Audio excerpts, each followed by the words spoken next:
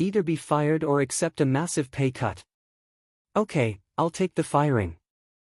I worked for company for 14 years. I loved working there for 12 of those years. There were two main parts to the job. The first part was the sales side of things. This was away from the office, in the customer's location. This involved quite a bit of driving, and on a couple of occasions flying abroad, to work face-to-face with the customers to deliver a high-quality product. We weren't the cheapest, but we were the superior product. And I was the best employee when it came to delivering the product. I consistently got rave reviews from customers for my personal style when it came to delivering the product and executing the customer's vision. I got a huge amount of repeat business, and I got a lot of new business through word of mouth, with customers recommending the company based on their experiences with me. The second part was the office side. This was my weaker side. I hated cold calling potential customers with numbers I found in the phone book. When it came to answering the phone and speaking to potential customers who initiated contact with us, I was fine. But I wasn't great at making the calls. This was my only real not great part of my job. So, in the office I wasn't asked to make any calls. Instead, I prepared product. Design new product. Train new staff members, ended up being one of the biggest parts of my job. I was also the problem solver, helping out whenever and wherever. Filling in for sick employees whenever I could. I liked the owner and I liked the manager. I liked all the staff who were around me. All in all, it was a great job that I was really good at and took pride in. The company had been doing so well that the owner had slowly expanded over the 12 years since I started working for company. I had joined about 3 months after he started, so I'd been a part of this expansion. I worked out of my nearest office, but often traveled to other areas to train their staff. I was loaned out, as it were, to other companies to help train their staff. At one point I was a guest lecturer at a university teaching medical students how to deliver complicated explanations to people who don't have the base knowledge that you yourself do.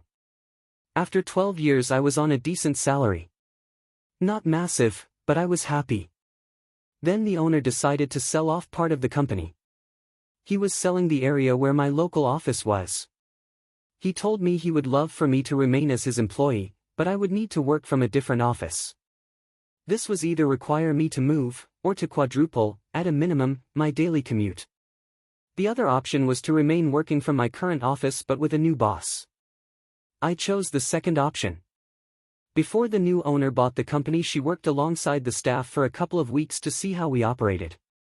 This was before any of us knew she was about to buy the company. As far as we knew, she was just another employee, and she was shadowing us to learn. She came with me on assignments in the field and saw my abilities. When the sale was announced and we were informed that she was the new owner, everyone was very surprised. She made some sweeping staffing changes. The manager left to start her own business, since the new owner was also going to be the manager. A lot of staff were let go. The secretary, myself, and a couple of newer hires were kept on. The new hires were on the lowest wages, not salaries. Anyone who had got to a decent level was let go.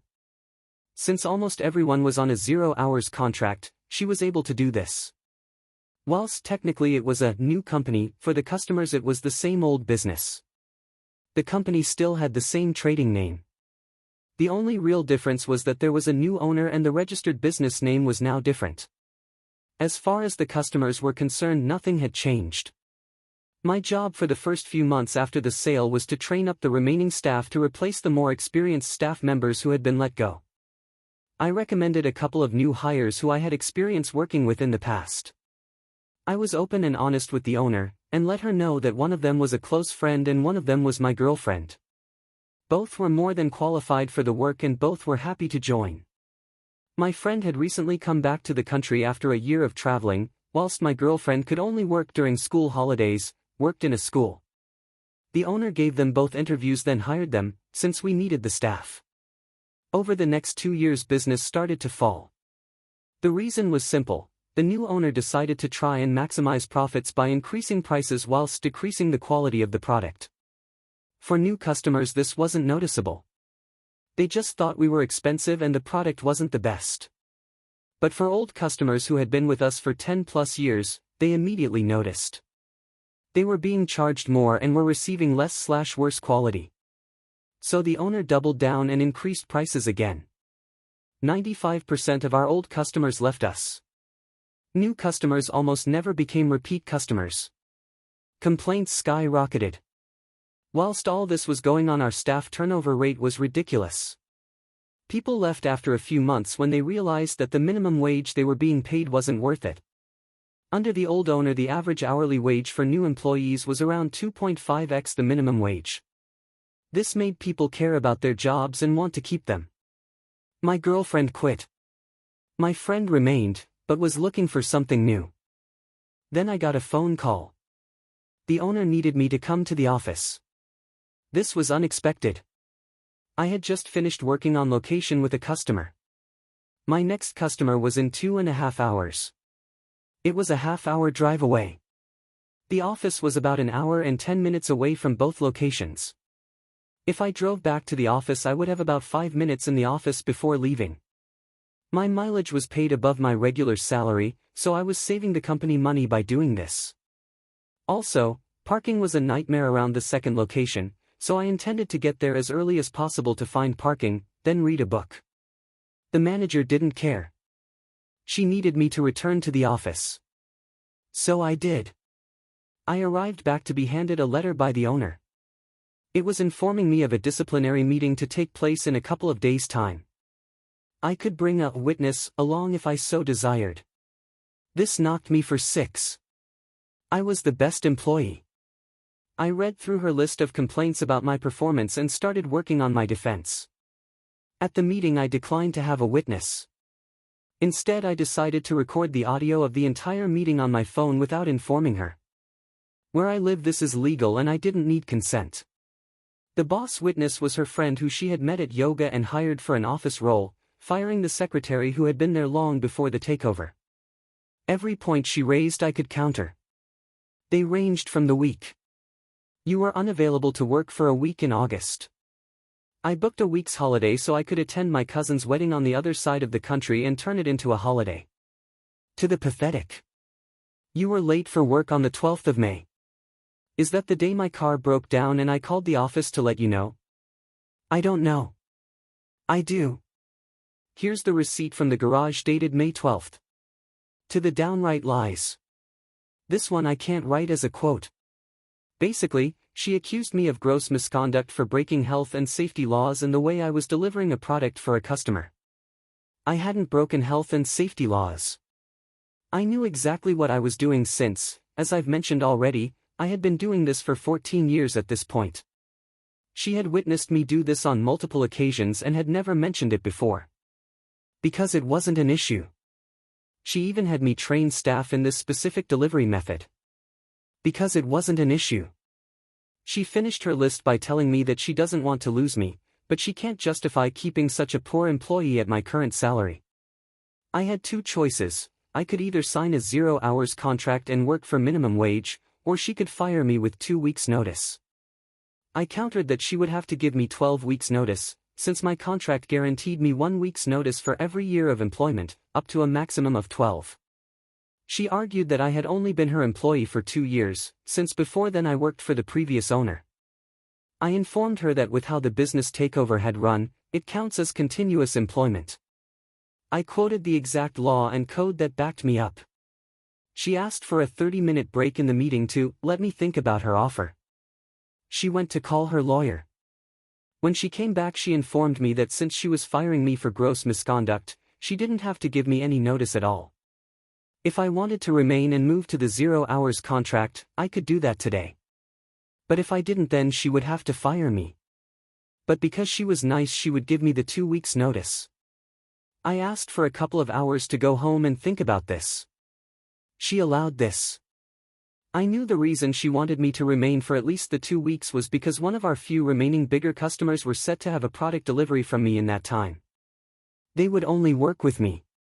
The owner had tried sending other staff in my place on several occasions, and each time there had been problems. It wasn't the staff's fault. It was just a very difficult delivery for a very specific customer which needed to be perfect. As a result, this customer would only deal with me. I called the office and spoke to the owner. I declined the offer of a 0-hours contract and said I would be leaving. She then said she was giving me my 2 weeks' notice. I declined her offer of 2 weeks' notice. I informed her that if I was being fired for gross misconduct, then surely I cannot be relied upon to safely deliver the product. Therefore it would be best for everyone involved if I didn't return to work. She panicked and said that she needed me for those 2 weeks. I feigned ignorance and let her know that I was just thinking about what's best for the company. After all, you can't have unsafe staff delivering your product to your customers. However, if she wanted to rethink the gross misconduct accusation, then I would work my 12 weeks notice. They were her options. 0 weeks or 12. She chose 12. For those 12 weeks I worked the same way I had for 14 years. I didn't coast. I didn't slack. I didn't badmouth the company on my way out. I continued to train new staff. I continued to deliver the product in my own, personal, exceptional way. I also got in touch with a lawyer who was a specialist in employment law. For those 12 weeks the owner barely spoke to me. She resented the fact that I knew my legal rights and didn't just believe her lies. She hated the fact that I could defend myself. She was petty. She accidentally dropped my mug in the kitchen, breaking it. Most petty of all, she paid for every member of staff in the office to have a spa day, except me. I was asked to work my day off to answer the phones whilst everyone else was being pampered. Nobody knew I hadn't been invited until they arrived at the spa and I wasn't there. Here's the thing, I'm a big fat bearded guy. I have no interest in a spa day. If she had offered it to me I would have thanked her and declined the kind offer. But by pointedly excluding me she was making herself look terrible. For the last 2 weeks I was training up my friend to basically take over from me. At the end of the 12 weeks my final day came around. The owner had nothing planned. Not so much as a card after 14 years, 2 for her. The office assistant manager who had become a friend had got me some presents, but had to give them to me once the boss was gone, for fear of reprisals. The day after my final day 2 things happened. The first was my friend who I had been training up to replace me quit. He was on a 0-hours contract so required no notice. He was unhappy with her treatment of me, and was unhappy that she expected him to do my, previously salaried, job for minimum wage. He hadn't informed me of his plans to leave, and I only learned of it when he knocked on my door in the middle of the day when he should have been at work to let me know. The second was the owner received a letter informing her that I was bringing legal proceedings against her for constructive dismissal, unfair dismissal. I had arranged this with my lawyer to be delivered the day after my final day. According to the office assistant, she went pale and started crying, before leaving the office to call her lawyer. She refuted my claims for constructive unfair dismissal. Said it was gross misconduct. Tried to come up with some more reasons for firing me. But the truth was that the company was making less money because of her business practices, and I was the highest, and only, salary. I had evidence that I was a great employee. I had evidence that she asked me to move to a 0-hours contract. She initially tried to deny this, since the gross misconduct fabrication makes no sense if she wanted me to stay. But once my lawyer provided hers with a transcript of the entire meeting along with a copy of the recording, she knew she was fucked. Still, she let the case drag on for over a year. I think she hoped that the legal fees would lead to me dropping the case. Little did she know my lawyer was working on a no-win no-fee basis, whilst hers wasn't. She ended up settling out of court. The aftermath. The office assistant who had become a friend quit a couple of months after I left. She hated how I was treated and didn't feel safe working for such an untrustworthy boss. Several former customers contacted me personally to inquire why I was no longer with the company. Apparently the owner was telling them that I just quit. I informed them that I had been fired for cost-cutting reasons. They moved their business elsewhere. Several offered me jobs. One went so far as to offer me a part-time job and to pay for me to attend college to earn a degree required for them to hire me full-time. This was a lovely offer, but they were one of the customers who were a bit too far away to commute, and I wasn't ready to move. In the end I found a new job in a different industry where a lot of my skills transferred over.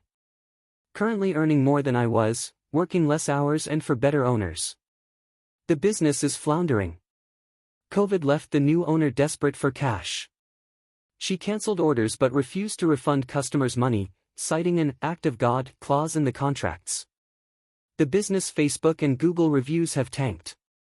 Most staff left. The business is still afloat, but barely.